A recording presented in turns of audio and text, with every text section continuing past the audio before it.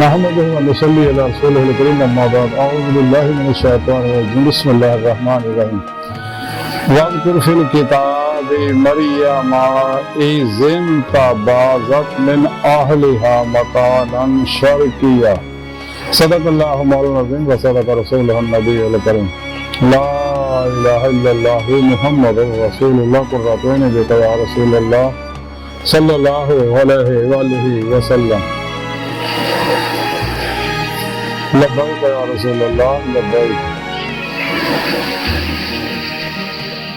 صلی اللہ علیہ وآلہ وسلم لبیک اللہم لبیک جل شانہ اعوذ باللہ کہ اب تک اللہ سبحانہ کو بھی حمد و ثنا اللہ کے پیارے حبیب کے بے شمار درود و سلام کے برکات کے سب احترام اور سامعین آج دے درس تصفح دے اندر فدرے کو بچنا واسطے گوشہ نشین ہونے کا ذکر کریں گے روحانی ترقی واسطے گوشہ نشینی بہت ضروری ہے 18 قرآن صلی اللہ اپنے قرآن پاک دسے اللہ کے پیارے حبیب صلی اللہ علیہ وسلم بھی دسے کہ انسانوں قرآن پاک سے رب نے فرمایا کہ قرآن اپنے بیدار واسطے پیدا کیا طریقہ سے رب نے قرآن پاک دستا ہے گوشہ نشینی بہت ضروری ہے قرآن کریم کی سورہ مریم دی 16ویں آیت پاک جڑی میں نے تلاوت کرنا اور سننے کا شرف حاصل ہے اس آیت پاک سے رب نے فرمایا اپنے حبیب صلی اللہ علیہ وسلم نے سنیا اس کتاب یعنی قرآن کے اندر مریم کا ذکر کرو جب وہ اپنے لوگوں کو لڑا ہو کے مشرقی مقام دے وچ جا بیٹھیاں سی یعنی گوشہ نشین ہو گیا سی خلوت نشین ہو گیا حضرت مریم شروع پہ بیت المقدس کی خدمت کر رہی ہوں مریم کا معنی ہے آپ کا خادمہ اللہ کے ذکر واسطے اللہ کی عبادت واسطے آپ کو مجاہدہ واسطے اپنے نفس کے خلاف جہاد اکبر واسطے حضرت زکریا علیہ السلام کی ذریعے نگرانی حضرت مریم جڑی ہے بیت المقدس کے حجرے میں گوشہ نشین ہو گیا وہ ذکر اللہ پاک نے فرمایا اور دسیا اپنے حبیب نے کو سنیا دسے اپنے اس کتاب کے وچ کا ذکر بھی کرو اور میرے امتیان دس دو کہ حضرت مریم رضی اللہ تعالیٰ عنہ گوشہ نشین ہو گیا اللہ کر دیا ہوں گی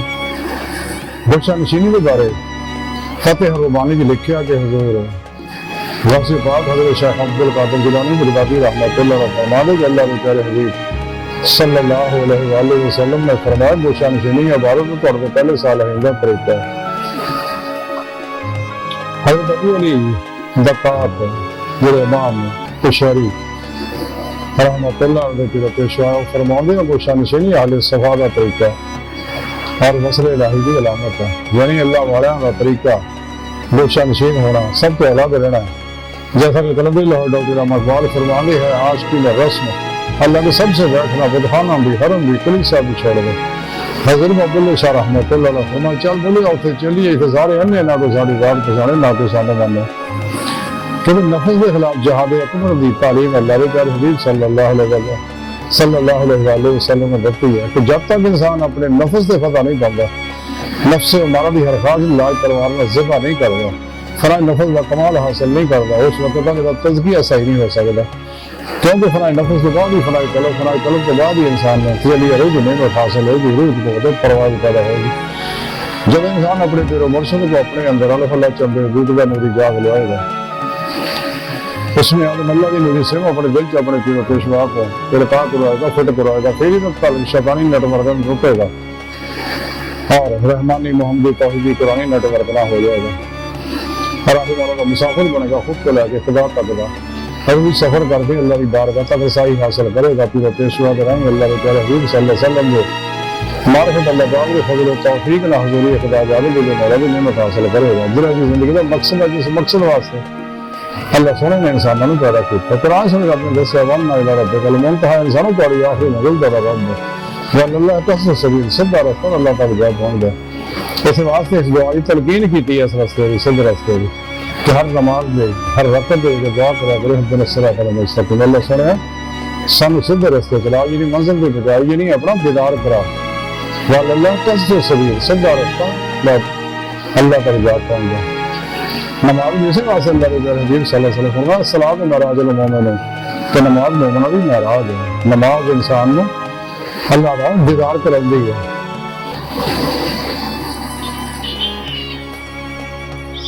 حضرت مجد حسنی رحمۃ اللہ علیہ فرماتے ہیں کہ اگر نماز با جماعت واجب نہ ہوندی میں پہلے بھی اپنے گھروں باہر نہ نکلدا۔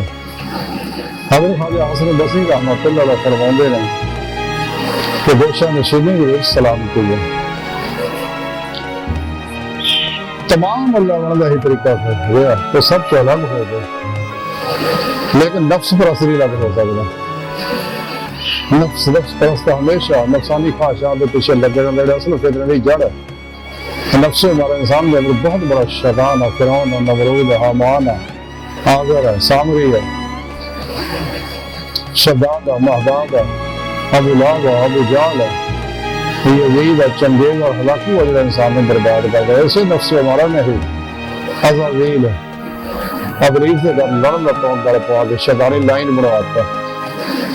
تو اس واسطے نفس کے خلاف جہاد کرنا اللہ کے پیارے حبیب صلی اللہ علیہ وسلم نے جہاد اکبر قرار دیتا ہے، اور قتل و قتال کا جہاد جہاں وہ جہاد اصغر ہے۔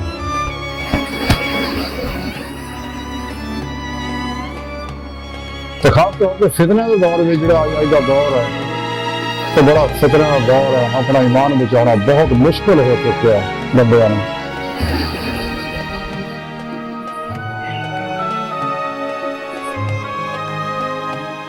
ابو داؤد شریف کے سنن ابو داؤد کے اندر حدیث پاک ہے کہ اللہ کے پیارے حبیب صلی اللہ علیہ وسلم فرماتے ہیں کہ پہلے زمانے میں کی حال ہوئے گا، یا آپ نے یہ فرمایا کہ قریب ایک زمانہ ہے کہ لوگ چین اٹھن گے، اچھے لوگ سب مر جان گے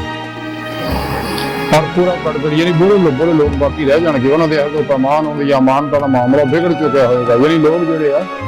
بدعتی کریں گے اور مانتا خیانت کریں گے، آپس اختلاف کریں گے، اسی طرح ہو جان گے۔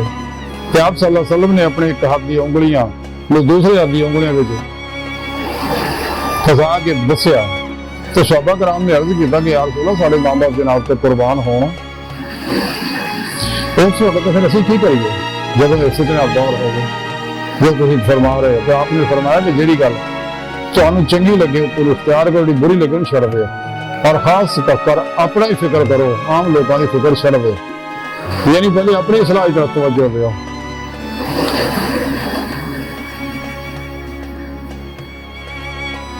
یعنی آپ اللہ فضیل دیگر نصیحت کا پروگرام کو بچو۔ بخاری شریف کے اندر حدیث بات ہے، حبیب خدا صلی اللہ علیہ وسلم نے فرمایا، شخص نے عرض کی کہ یا رسول اللہ کیا شخص سب کو افضل ہے؟ آپ صلی اللہ علیہ وآلہ وسلم نے فرمایا وہ مومن جو اللہ کے راستے میں اپنی جان اور محلہ جہاد کرے۔ صحابہ کرام نے پوچھے اس کے بعد کون ہے؟ آپ نے فرمایا وہ مومن جو پہاڑ کی کسی گھاٹی دے رہنا اختیار کرے، اللہ کا خوف رکھتا اور لوگوں نے چھڑ کے اپنی برائی تو انہوں نے محفوظ رکھے، یعنی دور جنگل کو نکل جائے۔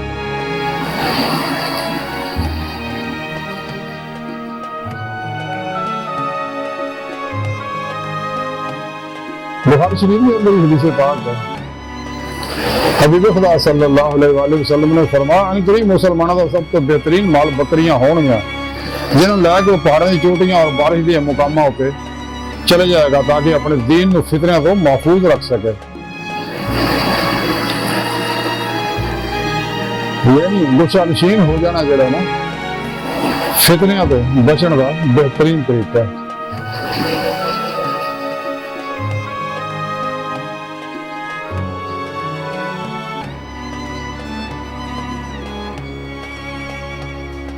اور ہمیشہ ہی تو اللہ والا یہی طریقہ کار رہا کہ وہ سب تو الگ ہو گئے، بے شانشین ہو جاندے رہے۔ کلندر لاہور ڈاکٹر علامہ اقبال تاں ہی فرمایا ہے عاشقی میں رسم اللہ نے سب سے بیٹھنا، بت خانہ بھی، حرم بھی، کلیسا بھی چھوڑ دے۔ جب تک انسان میں داخلہ لوگوں تو الگ ہو گئے، طالبان دنیا تو الگ ہو گئے،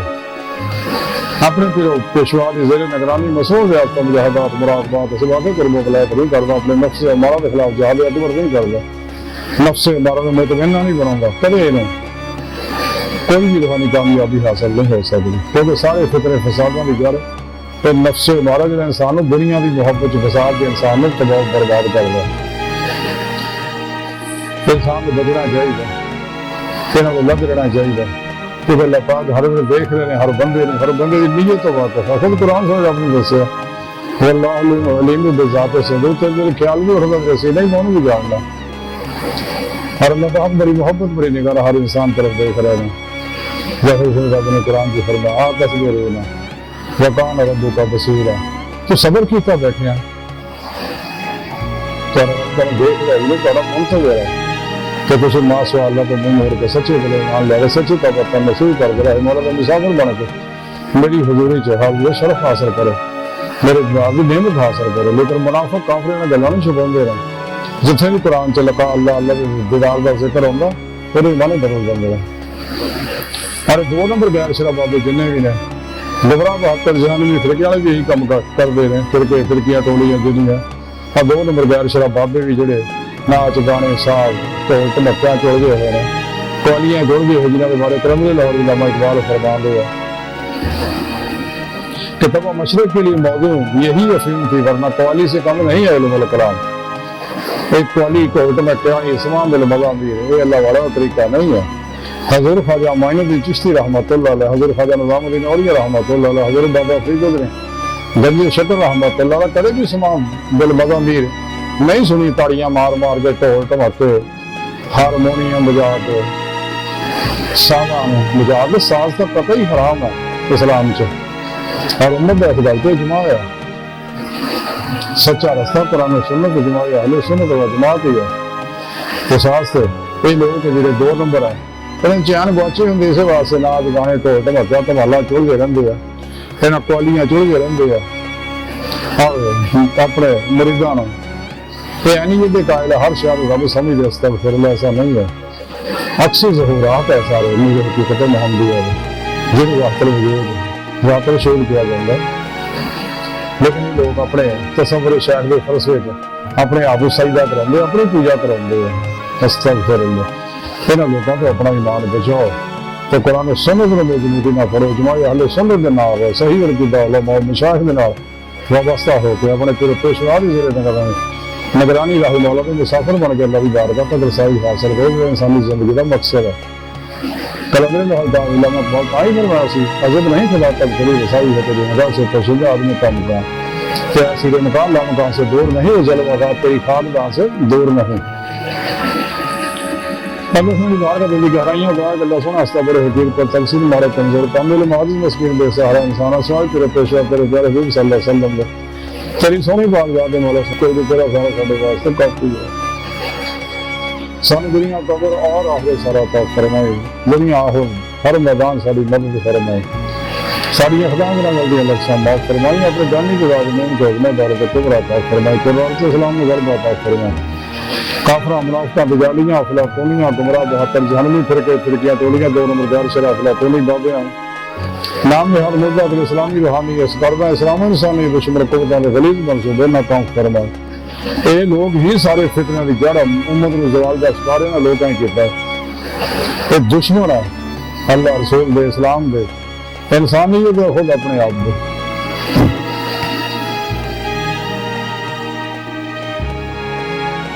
اپنے سونے سچے پیغام قرآن و سنت سے کرتے صفوں دنیا کے ہر انسان تک پہنچاؤ، انہوں کی روح کے مطابق قلب عمل کرنے والا بندہ بنا. اللہ اکبر کبیرہ. اللہ بس یارو باقی ساری دنیا دی ہر شے فانی یا مردار توکھا دغا فریب ہے اللہ خواب ظلم گند ہے. بچو بچو بچو بچو بچو بچو دنیا تو پھر نہیں ہونا موقع. وما علینا الا البلاغ المبین.